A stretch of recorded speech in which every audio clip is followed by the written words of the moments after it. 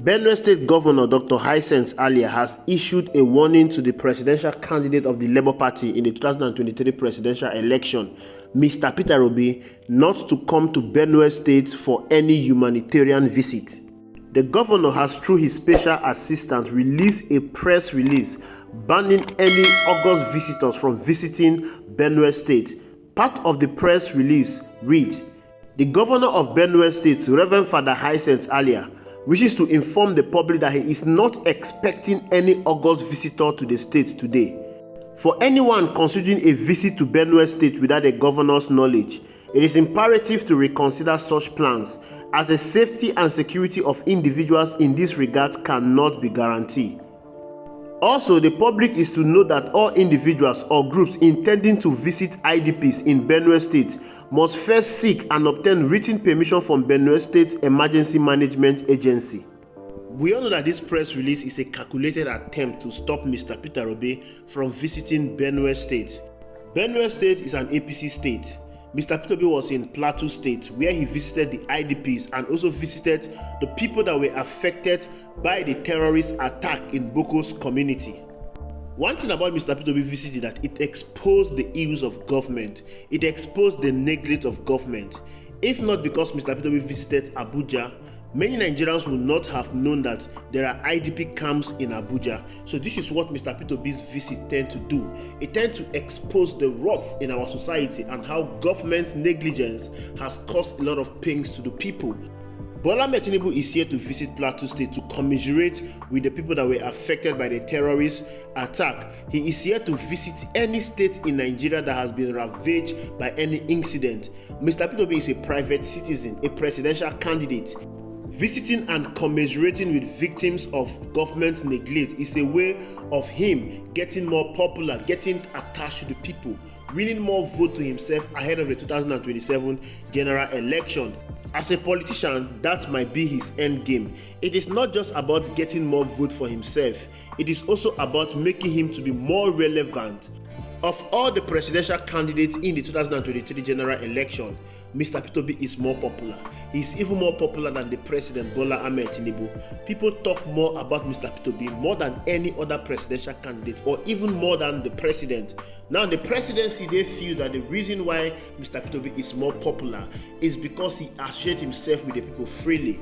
What Mr. Peter Obi enjoys within the people is not what every other politician in this country can enjoy. Even the president cannot enjoy the level of support and love Mr. Peter Obi gets from the people. Plateau State was formerly an APC state, but it was won by a PDP governor, Caleb Muswan. But in the presidential election, Mr. Peter Obi won in Plateau State.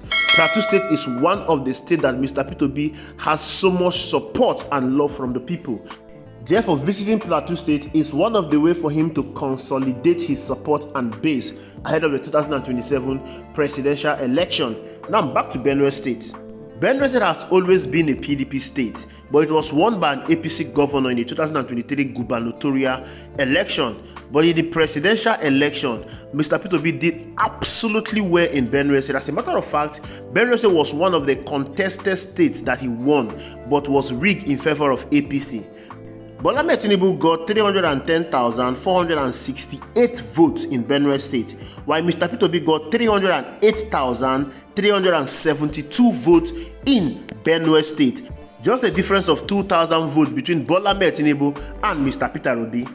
Getting that amount of vote in a state like Benue State is massive. This is someone that was said that he is not going to win any state in the north. Benue State is in the north central.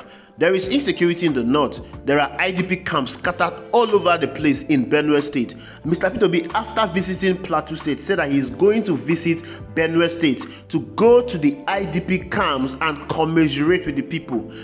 Just like Plateau State, as a politician, he is also going to consolidate his base in Benue State.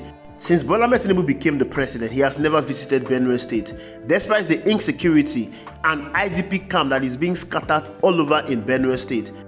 Benue State is an APC state, yet the president has never visited his own state to go and commiserate with the people.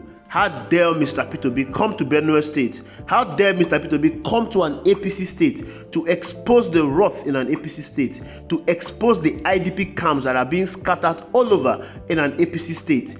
When Mr. P2B visited Plateau State, he donated millions of his own personal money to the IDP camp and the victim of the terrorist attack in Plateau State. And he would definitely do same in Benue State when he visits. But the governor of Benue State, a Catholic priest, because of politics, is stopping Mr. P2B from coming to Benue State. Now Mr. P2B has reacted to the governor banning him from visiting Benue State. This is what Mr. P2B said on his official X account. Ordinarily, I would not have commented on this issue as I have endured far worse situation in my political life since I declared for the presidency, and it continues to worsen as I strive to do things in a civilized and organized manner. The unfolding event demand that I have to start speaking out now. On what transpired today during my planned visit to Benue State, I am not entirely sure that the state governor, my dear younger brother, a reverend father I deeply respect, is aware of this situation. Having exhausted every possible means to reach him, I'm compelled to use this available platform to ensure my message is conveyed. On Thursday, the 10th of April, I had planned to visit Plateau and Benue State respectively. Plateau on Sunday, the 13th of April 2025, and Benue on Monday, the 14th of April 2025. My trip included paying courtesy calls to the governors as well as visiting the IDP camps and schools of nursing in both states to give my support. As is my practice, I reached out to the Plateau State government to inform them of my visit, which included spending the day with the victims at the IDP camp in Bokos, a visit I wholeheartedly embraced to extend my support, care and compassion to fellow Nigerians in need. And in his utmost hospitality, the Plateau State governor graciously permitted. In a similar vein, I tried repeatedly to contact the Benue State governor directly without success. I then successfully contacted his ADC, who told me that the governor was in a very important meeting and would call me before midnight on the same day. Unfortunately, I didn't get that call until Sunday evening when he sent me a message stating he had not been able to reach his principal since the day I called. I was disturbed by how an ADC would not have been able to reach his principal for 3 days. However, because my visit to the governor was just for courtesy and respect, I decided to proceed with my trip to Makurdi. Earlier today at 7 a.m., I left Just, and on reaching Akwanga at about 10 a.m., my security team stopped and stated they received a press statement, purportedly from the state government, that appeared designed to stop my trip.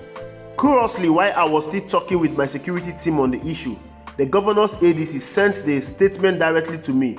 The letter refers exactly to my itinerary, which I had earlier conveyed to the ADC directly and to the security operative in Benue through my own security. I'm forced to remind them and all concerned that the purpose of this journey is to support good causes in the areas of critical development, health and health education, education and caring for our people in need. And this is what I've done in my private life for years before getting into politics. Even while in politics, I've continued to do so. Everyone knew then how I had to get permission from the then President Goodluck Jonathan that I needed to visit Haiti during the earthquake. I intended to visit a school being built by the bishop in Boko, a nursing school and an IDP camp. Actions that reflect my genuine care for the welfare of our fellow citizens and my continued support of love, care and compassion to citizens who have been displaced. May God help us as we build our nation and aim to achieve a new Nigeria where we do not politicize everything but allow citizens to exist, and we all should live for the common good for less privileged Nigerians and those in need. A new Nigeria is possible. P.O. This is a very worrying and disturbing situation. Politics aside, it has been in Mr. P2B's habit to donate to a very good cause. Mr. P2B has been going all over the country ever since the election was done and dusted to support schools, health, and the people living in the IDPs. He didn't just start this today, it has been in his habit. Let us even admit that he is doing all of this because of politics. He is pretending, good, but whatever Mr. Peter Obi is doing is touching the life of Nigerians in a positive way. Going to the IDP camp to commiserate with the people that are living there is a way of giving them hope. It's a way of assuaging their pains. We are talking about IDPs. Imagine being an IDP in your own country. We're talking about people that have been neglected by the government, but Mr. Peter Obi is touching their life, not just the IDPs. Mr. Peter Obi has also donated to schools and health centers.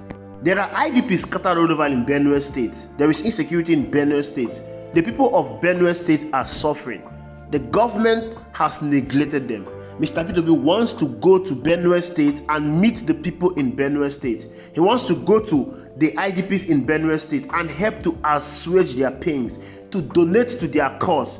But the governor of Benue State, who is an APC governor, because of politics, is denying his own people, the same people he swore an oath to protect and provide for them, an opportunity for their life to be touched. He is denying the schools in Benue State an opportunity for them to receive aid, donation from a private citizen because of politics. The kind of politics we play in this country is a deadly politics. Politics is an instrument of government, and government is a way of touching the life of the people. Anything that has to do with politics is a way of affecting the life of the people in a positive way. But here in Nigeria, we play destructive kind of politics. We play selfish kind of politics. Tell me why a governor of a state will stop someone like Mr. Peter Obi that has been going all over the country, touching the life of the people, because Benue State is an APC state, or because Mr. Peter Obi won Benue State and it was rigged in favor of Bola Ahmed Tinubu. Should the governor of Benue State be thinking about politics? What he should be thinking is how to make the life of his people better. What he should be thinking is about the life of the people in IDP camps. What he should be thinking is how to assuage the pains of the people. And someone wants to come and help him to assuage the pains of the people in Benue State, and he is stopping it because of politics. Like I said, this is destructive. We cannot continue like this. We cannot move forward as a nation if we keep playing this kind of politics. APC as a party is a destructive party.